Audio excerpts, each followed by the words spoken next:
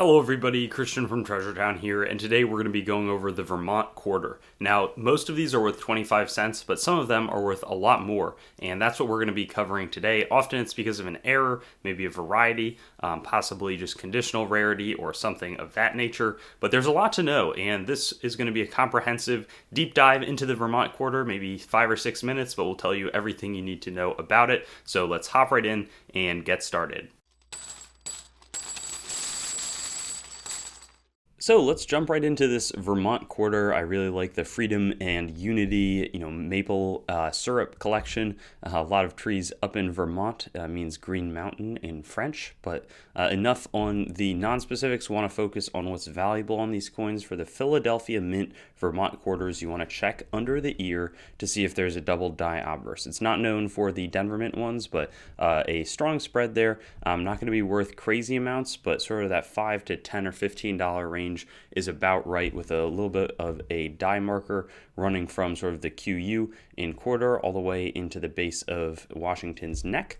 In terms of some of the conditional rarities, Mint State 69, $350 is really ambitious because the coin has to be basically perfect to get that type of grade. So I generally don't recommend, and that's only a PCGS, sending them in for sort of top pop potential. Mint State 68 really doesn't offer enough upside for the Denver Mint coins. Obviously, if you thought it would be Mint State 69, there would be top pop registry collectors to snap it up. Nothing really on the clad proof coins outside of a really nice design, in my opinion, and the same thing for the silver proof. There's just no demand for these proof 70 deep cameo coins.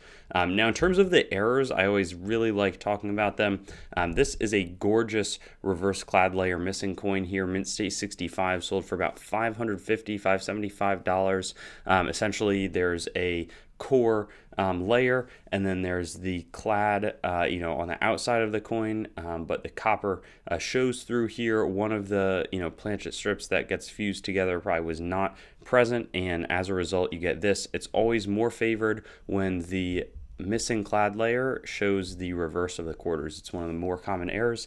Then you see some of the effects of that on the other side with a little weakness. Here's a 25% curved clip planchet, just sort of a classic clip, but a little bit of the Blakesley effect with some weakness on the other side. And I just always really like these because there's people who collect by state. So if you're from Vermont and you want an error quarter, I think $65 is very reasonable to pay for that. And then concluding, the proof coins are held to a much higher standard out in San Francisco. This one snuck through, presumably because the double clip only takes about 5%, if that, off of it.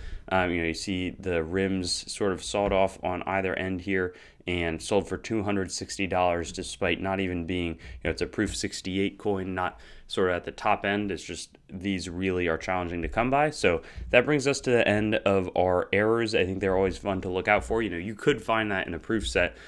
This is going to be tougher to find. These theoretically could be out there, but just interesting things to go over on any Philadelphia quarter. Definitely, it's fun to look, see if you've got the double die obverse. It's not a traditionally well-known quarter in this instance, but super neat to be after. And yeah, hope to see you on some of the similar videos. I'm going to do one for each of the statehood quarters and give you all the info that you'd want to know.